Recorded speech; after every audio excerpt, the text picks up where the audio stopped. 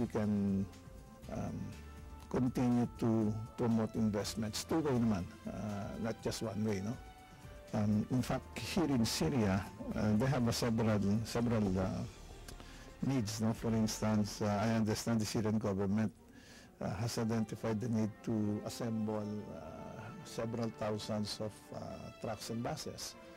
And it is in this regard that maybe, sabi namin, the Philippines is very strong in the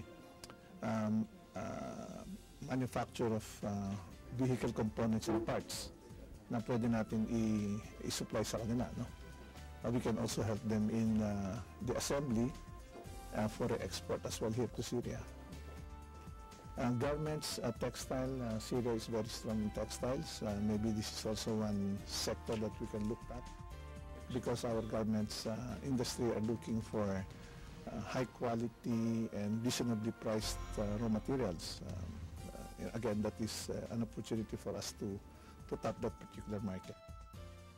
Bumisita rin si Pangulong Arroyo sa Council of Ministers of the Government of Syria at nakipagpulong kay Prime Minister Mohammad Naji Al-Otari. Gayon din ay nilibot niya ang Syrian Parliament at nakausap si Mahmoud Al-Abrash, ang Speaker of the Parliament. Doon ay ikinwento ng Pangulo ang una niyang pagbisita sa Damascus bilang isang turista, may 25 taon na ang nakakaraan. Bago magtapos ang kanyang ikalawang araw sa Syria, hinandugan siya ng state dinner ni Pangulong Al-Assad.